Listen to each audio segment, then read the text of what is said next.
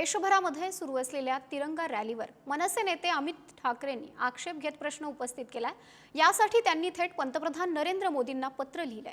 भारत आणि पाकिस्तान यांच्यातील युद्धाचा निकाल अजून स्पष्ट नसताना विजयाचा जल्लोष टाळावा असं मत अमित ठाकरेंनी व्यक्त केलंय।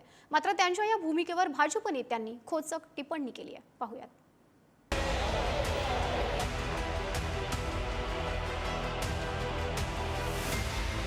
पहलगाम दहशतवादी हल्ल्याचा बदला घेत भारतीय लष्करानं राबवलेल्या ऑपरेशन सिंदूरचं सर्वत्र कौतुक होत आहे। त्याच पार्श्वभूमीवर भाजपकडनं देशभरातील विविध भागात तिरंगा रॅली काढली जाते। पण या तिरंगा रॅलीबाबत मनसे नेते अमित ठाकरेंनी खंत व्यक्त करत पंतप्रधान मोदींना पत्र लिहिलंय। ही विजय यात्रा हा उत्सव अनेकांच्या मनाला वेदना देणारा असल्याचं अमित ठाकरेंनी म्हटलंय। अमित ठाकरे लिहितात, ऑपरेशन सिंदूरमध्ये आपल्या शूर सैनिकांनी दाखवलेलं धाडस, शिस्त, समर्पण आणि राष्ट्रासाठीचा त्याग हे संपूर्ण देशासाठी अभिमानास्पद आणि गौरवास्पद आहे।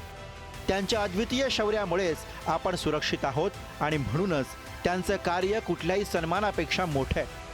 त्या पार्श्वभूमीवर सध्या काही ठिकाणी विजयाचं प्रतीक म्हणून जे उपक्रम राबवले जात आहेत त्याबाबत समाजात भावनिक संभ्रम आहे।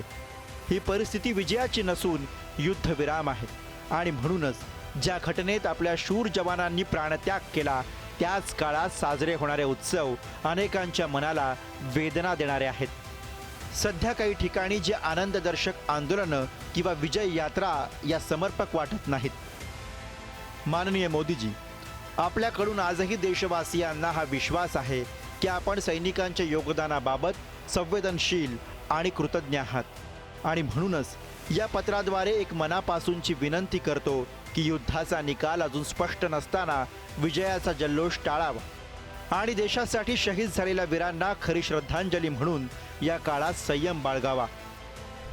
दरम्यान अमित ठाकरे यांच्या या भूमिकेचे आमदार रोहित पवार यांनी कौतुक केलंय। तर प्रसिद्धीसाठी हा सगळा बालिशपणा सुरू असल्याची टीका मंत्री गिरीश महाजनांनी केली आहे। युवा पिढीमध्ये अमित ठाकरे एक युवा नेते आहेत।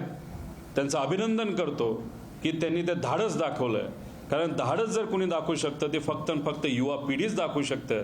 त्यामुळे अमित रावांचं मी मनापासून अभिनंदन करतो की त्यांनी अशा पद्धतीने भूमिका तिथं घेतली असेल, एखादं पत्र तिथं लिहिलं गेलं असेल आणि जे भूमिका घेतात, जे लढतात ते उद्या जाऊन नक्कीच राजकारणामध्ये मोठे होतात असं मला तरी त्या ठिकाणी वाटतं। त्यात काय पेपर लिहून झाला आणि मार्क भेटायचे तपासायचे असं काही असतं का? सगळ्या जगाने बघितलेलं आहे, सर्व देशाने बघितलेलं आहे आपण काय केलं म्हणून। तुम्हाला काही शंका आहे का पडत त्याच्या बाबतीमध्ये? मला वाटतं असे काहीतरी काय प्रसिद्धीसाठी असे पत्र का लिहितात लोक कळत नाही मला। आवश्यकता नाही पत्र लिहिण्याची। सगळ्या जगाने पाहिलं आम्ही काय केलं, आमच्या सैन्याने काय केलं त्या ठिकाणी जाऊन, आणि तुम्हाला आता त्याचा रिझल्ट पाहिजे, त्याचं उत्तरपत्रिका पाहिजे। मला वाटतं हे बालिशपणा चाललेला आहे सगळा। पहलगाम हल्ल्यानंतर भारतानं ऑपरेशन सिंदूर सुरू केलं आणि पाकिस्तानमधील 9 दहशतवादी अड्डे उद्ध्वस्त केले। भारताच्या या कारवाईत जवळपास 100 दहशतवादी मारले गेलेत। त्या पार्श्वभूमीवर आपल्या जवानांचं मनोबल आणखी वाढावं यासाठी भाजपकडून 13 ते 23 मे पर्यंत तिरंगा यात्रा आयोजित करण्यात आली आहे। पण आता विरोधकांकडनं या तिरंगा रॅलीवर आक्षेप घेतला जातोय। युद्ध झालंच नाही, युद्ध झालं म्हणजे युद्ध झालं असेल पण तो त्याला युद्धबंदी म्हणे। युद्ध झाला आणि युद्धबंदी झाली, पण युद्धबंदीनंतर या तिरंगा यात्रा काढून काय मेसेज यायचा हे जे अमित ठाकरेंनी विचारलेलं आहे त्या प्रश्नाचं उत्तर मला वाटतं सरकारने द्यावं।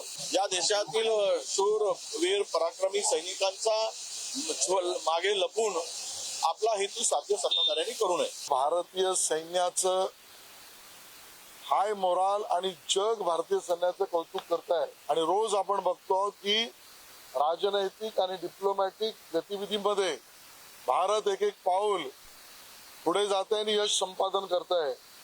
त्यावेळेला कोण काय बोलतं याचं महत्व आम्हाला नसून भारतीय सेनेच्या बरोबर उभं राहणं हे प्रत्येक भारतीयाचं कर्तव्य आहे, म्हणून तिरंगा यात्रा आम्ही करणारच।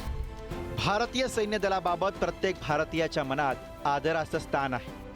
ऑपरेशन सिंदूर नंतर भारतीय लष्कराच्या मागे संपूर्ण देश एकत्रितपणे उभं राहिल्याचं चित्र दिसतंय। त्यामुळे ऑपरेशन सिंदूर नंतर रॅली काढणं योग्य की अयोग्य याबाबत मतमतांतर असू शकतात. फक्त भारतीय सैन्य दलानं पाकिस्तानच्या विरोधात लढलेली लढाई राजकीय नेत्यांनी स्वार्थासाठी वापरू नये हीच अपेक्षा. ब्युरो रिपोर्ट, पुढारी न्यूज.